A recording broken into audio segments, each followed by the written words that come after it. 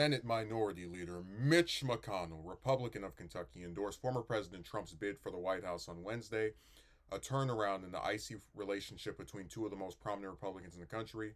McConnell unveiled the endorsement only after news broke that former South Carolina Governor Nikki Haley, Trump's final remaining primary opponent, was dropping out of the race following Trump's big wins on Super Tuesday.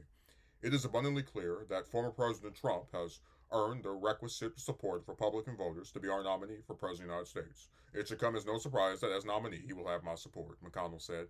During his presidency, we worked together to accomplish great things for the American people, including tax reform that supercharged our economy and a generational change of our federal judiciary, most importantly, the Supreme Court. I look forward to the opportunity of switching from playing defense against the terrible policies the Biden administration has pursued to a sustained offense geared toward making a real difference to improving the lives of the American people. The move comes after back-channel talks in recent weeks between the top lieutenants of two GOP behemoths, Chris Lasivita, Trump's campaign manager, and Josh Holmes, McConnell's longtime top political aide. News of a possible endorsement emerged shortly after McConnell announced his decision to step down as Republican leader at the end of his term. Capping an 18-year run in the position, he will depart as the longest-serving party leader in Senate history. I still have enough gas in the tank to thoroughly disappoint my critics. I intend to do so with all the enthusiasm which they have become accustomed, McConnell said while announcing his decision last week.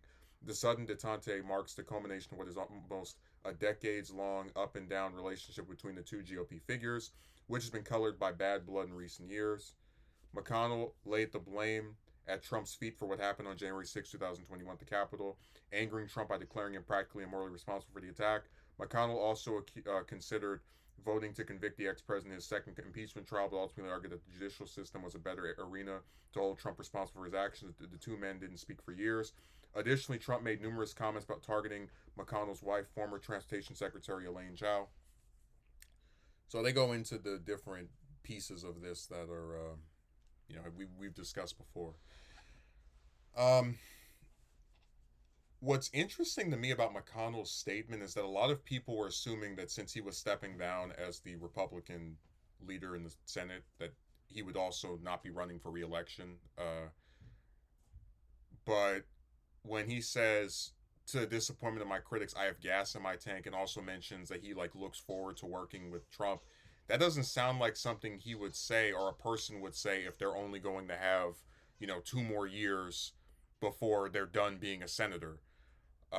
And again, maybe he's talking about just the start of his term, half the term, but that should be clarified, because I haven't seen anywhere where he's definitively said, I'm not running for another term as senator.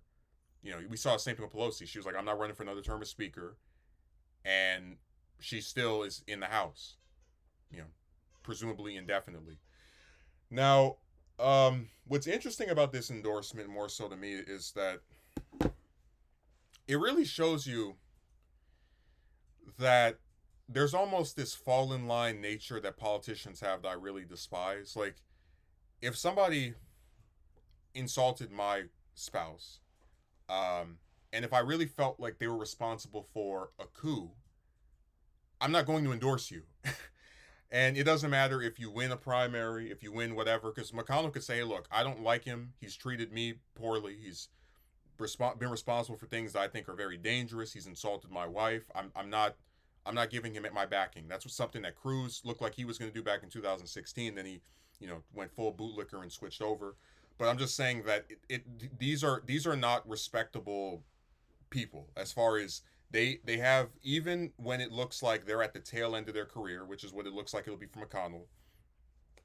No problem coming out and going, well, yes, President Trump has my complete and total endorsement, as he's the one that won the primary. See, if McConnell actually had a spine, he would go, hey, I supported Haley. I wanted anyone else but Trump. Now that he's the nominee again, I'm not doing this. So if he wins, I'll work with him on things that I agree with, generally speaking, but I'm not going to go and worship him after you guys voted for him. It's not the way this works. I think he'd be a much more respectable politician if he came out and said that. Because I could totally believe that he still likes the policy stuff, and it's kind of funny. In 4 years, the only legislative victory that Trump really had was the tax cut.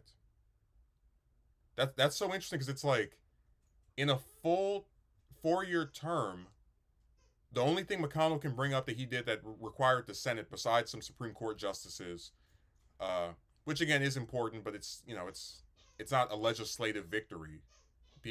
People get nominated for the Supreme Court every couple of years anyway. I just find it funny that like out of a full 4-year term, that's the only thing they can bring up because a lot of people try to say like, oh, Democrats obstruct him, but Trump, just like Obama, started his presidency for the first 2 years with both the House and Senate, and then progressively lost it as his term continued. Uh, so it's fascinating that even in having both chambers of government for 2 years straight, he still couldn't pass anything other than a tax cut.